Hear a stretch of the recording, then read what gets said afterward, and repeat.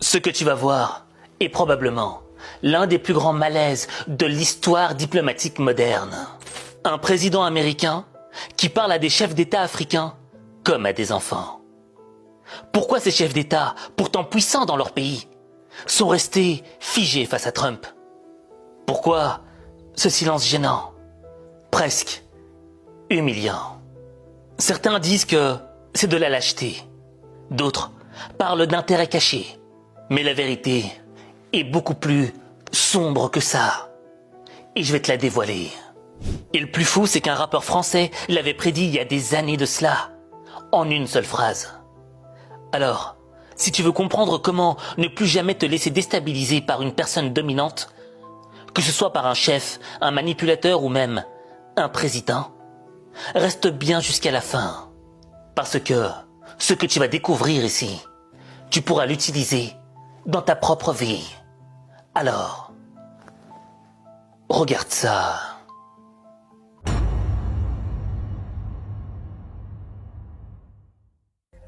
Replaçons-nous d'abord dans le contexte. Donald Trump recevait plusieurs présidents africains. 5 chefs d'État africains à la Maison-Blanche. Le format est inédit. Autour de la table, les présidents du Sénégal, du Gabon, de la Guinée-Bissau, de la Mauritanie et du Libéria. Depuis son retour au pouvoir, le président américain semble soucieux de soigner ses relations avec l'Afrique. Et l'humiliation a commencé lors de la présentation du président mauritanien. Donald Trump lui faisait signe d'aller plus vite. Il n'avait pas le temps. Un petit pays, mais elle est aussi un grand pays, par d'autres considérations. Elle est un grand pays par sa position stratégique. Elle est sur l'autre côte de l'Atlantique, elle est le voisin des États-Unis. Et nous avons des richesses et des ressources énormes halieutiques, c'est-à-dire dans le domaine de la mer. Je ne veux pas être long, mais nous avons aussi... On doit y aller. Je vous remercie, Monsieur le Président. Ensuite, c'était le tour de l'humiliation collective. Et Donald Trump a demandé cette chose incroyable à tous ses présidents. Mais j'apprécie. J'apprécie beaucoup. Peut-être qu'on devrait aller un peu plus vite.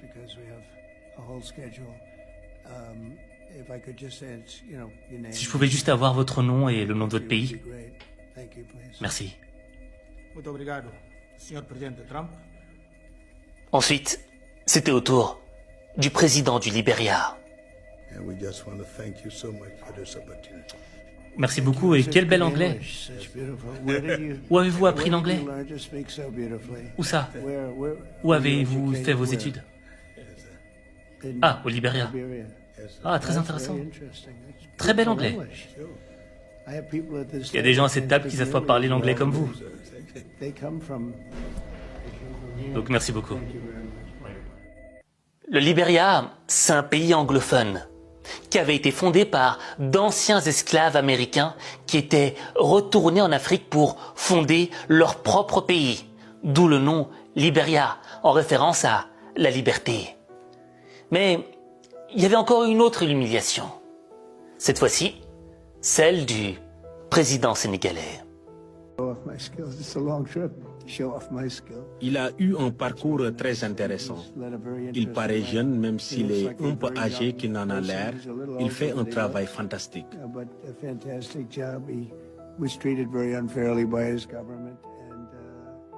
L'ancien régime l'a traité injustement, mais il a tenu bon.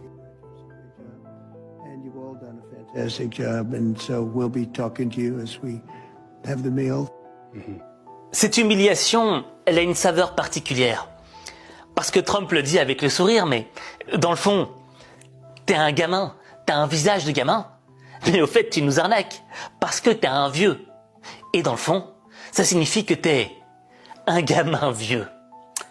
Mais bref, toutes ces humiliations ont un dénominateur commun. Et je te propose qu'on les découvre dans le laboratoire de l'intelligence émotionnelle.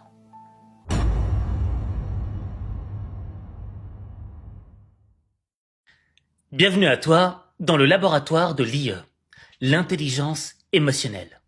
Mais avant que l'on enchaîne ensemble sur le sujet, j'aimerais qu'on remette les pendules à l'heure. Et qu'est-ce que je veux dire par là? Tu as un temps de cerveau disponible. Et j'aimerais te proposer une garantie dans cette vidéo. Tu vois, je sais pas si ça t'arrive à toi aussi, mais parfois, on perd notre temps sur TikTok, sur YouTube, à regarder des choses stupides. Moi, parfois, je me suis vu à regarder des vidéos de chats qui font du karaté, qui combattent des chiens pendant 1 heure. Mais ensuite, voici le résultat de mon cerveau. Or, ma garantie pour toi, dans cette vidéo, dans ces quelques minutes qui vont suivre, c'est que ton cerveau va devenir plus musclé avant d'avoir regardé cet extrait qu'après. Et ça, c'est ma garantie H5 motivation. Alors, entrons maintenant dans le vif du sujet. J'aimerais partager avec toi une vidéo. Mais je veux que, lorsque tu regardes cette vidéo, tu t'intéresses au body language, c'est-à-dire le langage corporel. Et en fait, cette vidéo est un véritable contraste entre l'attitude de Donald Trump avec les présidents africains et l'attitude de Donald Trump avec Kim Jong-un. Et je veux que tu notes le jeu des 7 différences. T'es prêt? Alors on y va. Let's go.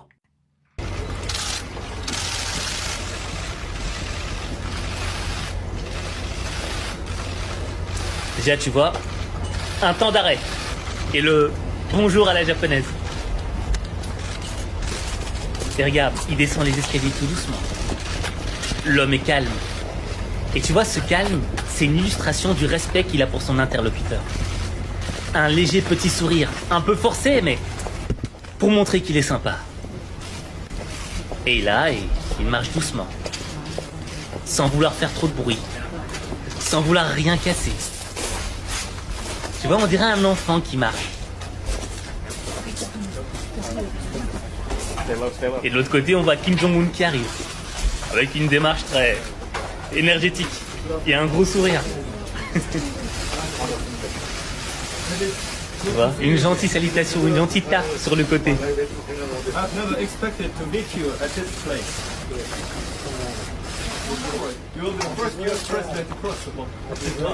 On sent que l'ambiance est différente déjà.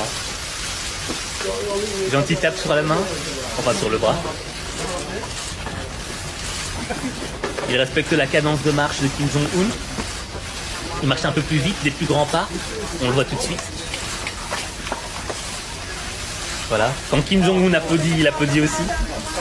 Et il n'est pas dans le jeu de je vais te tirer la main pour te rapprocher vers moi, non. Très cool, très sympa.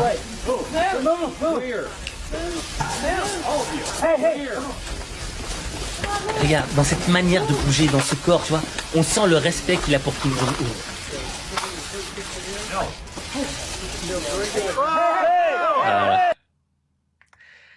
Est-ce que tu as ressenti la différence? La différence d'attitude de Trump avec Kim Jong-un et le contraste qu'on a vu avec les présidents africains. Allez, plus vite, on n'a pas le temps. Donnez-moi vos noms. Il a même pas préparé ses fiches, il a même pas étudié qui étaient ses invités.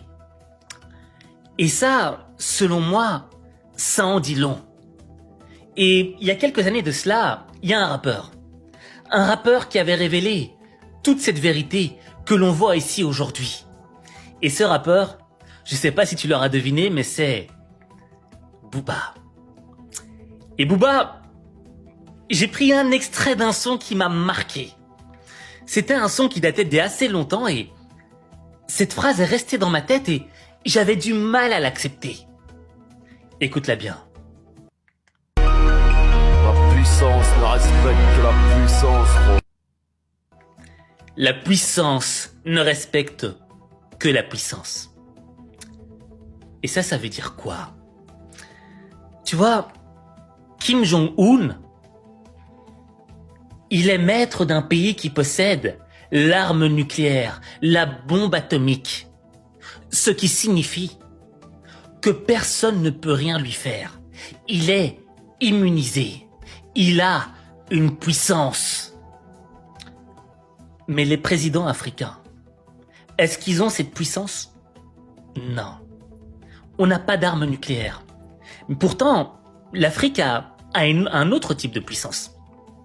Et qu'est-ce que je veux dire par là? Au fait, ce que je veux dire par là, c'est que... Oui, image incroyable. Oui, je suis d'accord. Alors là, attends. Faut juste que je fasse une petite parenthèse.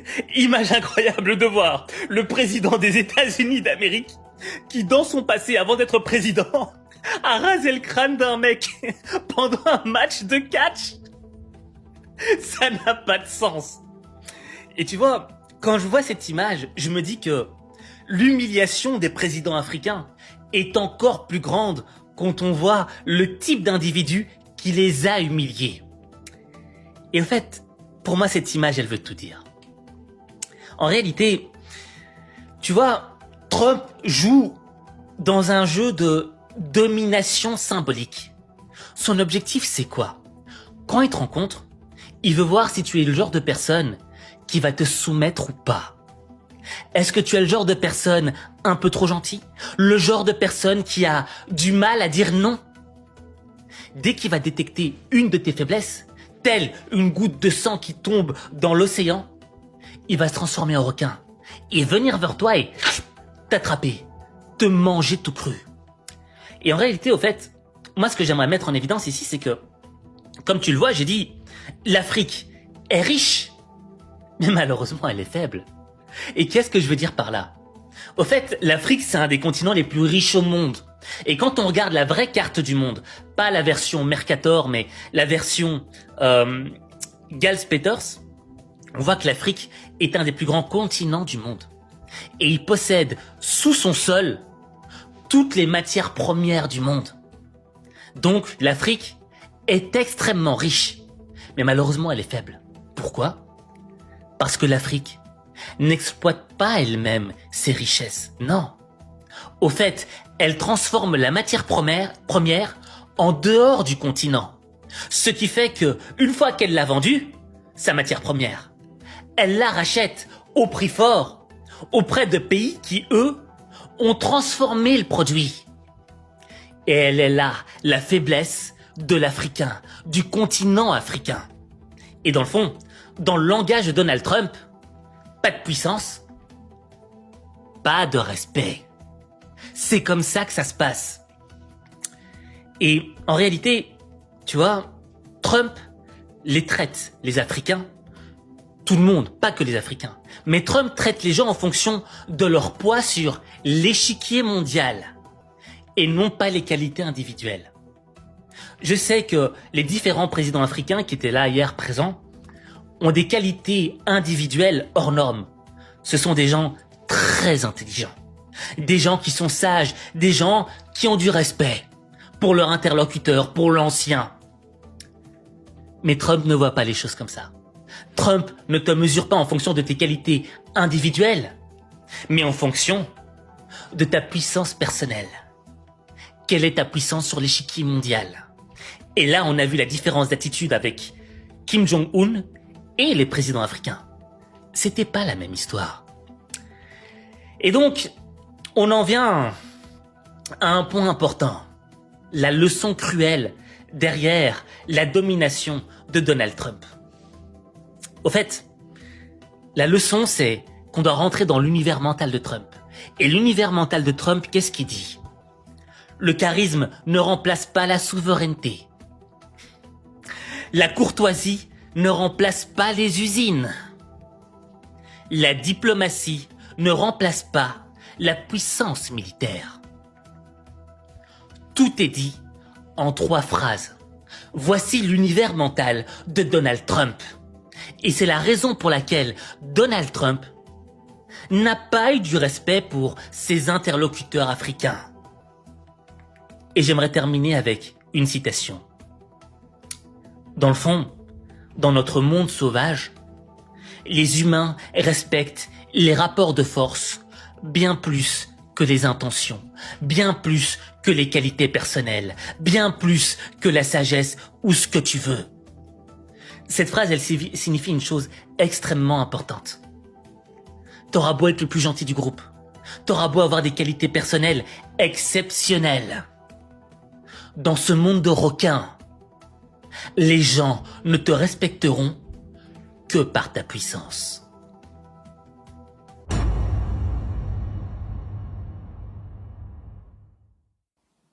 On est de retour dans le salon. Et maintenant, on a vu la théorie, mais on doit passer à la pratique. On doit faire quelque chose de concret qui s'inscrit dans ta transformation personnelle. Je veux que tu écrives en commentaire Power. Je répète, Power. Tu vois, Power, c'est un mot anglais qui signifie puissance. Et tu vois, la puissance qu'on a vue à l'échelle géopolitique, elle se retranscrit à ton niveau personnel. Quand tu es au travail, dans ton club de sport, dans ta famille, ou que tu es en couple, il y a toujours un rapport de pouvoir à un certain moment. Il y a toujours un moment où tu prends conscience que il y a des gens qui te manquent de respect, qu'il y a des gens qui te marchent sur les pieds, qu'il y a des gens qui te prennent pour un petit et qui n'ont aucune pitié envers toi. Tu vois, il y a un truc que j'ai remarqué. On vit dans une société bon chic, bon genre, tu vois, mais dans le fond, l'être humain est un loup pour l'homme. On vit dans une jungle. Et dès qu'on perçoit chez toi trop de gentillesse, ta capacité difficile à dire non, ton manque d'action dans la vie, eh bien tout ça est traduit comme un signal de faiblesse.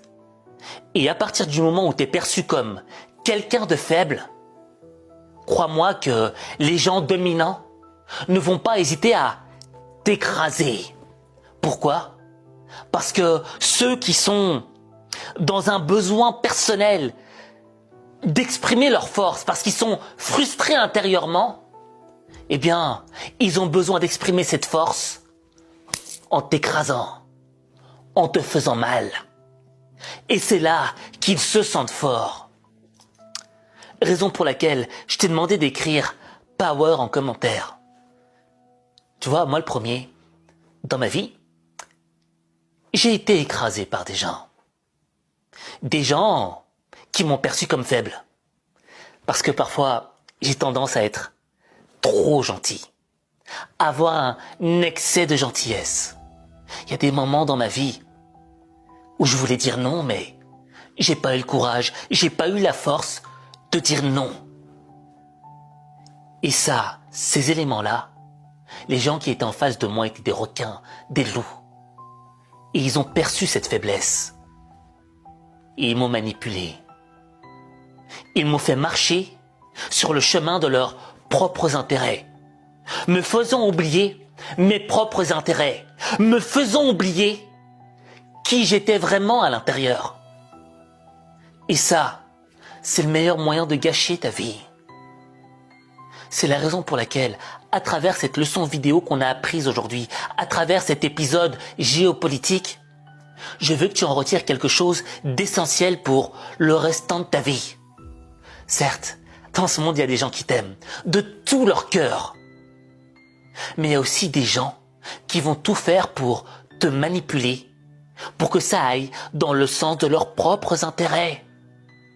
C'est la raison pour laquelle tu dois te construire. Et te construire, c'est quoi ? C'est travailler ta puissance. Travailler sa puissance, c'est quoi ? C'est être capable de dire non sans avoir peur, sans cligner du regard. C'est être capable de trouver quelque chose dans la vie qui t'anime, qui te motive, dans lequel tu vas être bon, excellent, dans lequel tu vas aller dans l'action et ne pas vivre dans une vie où tu fais des choses qui vont à l'encontre de ton bien-être personnel. Parce que ça, c'est le meilleur moyen d'être tous les jours démoralisé dans ta vie. Ce que je veux, c'est que tu développes ta puissance pour vivre ta best life, ta meilleure vie. Et quand tu comprendras cela, tu transformeras ta vie. Mais ta vie, il n'y a que toi qui peut la transformer.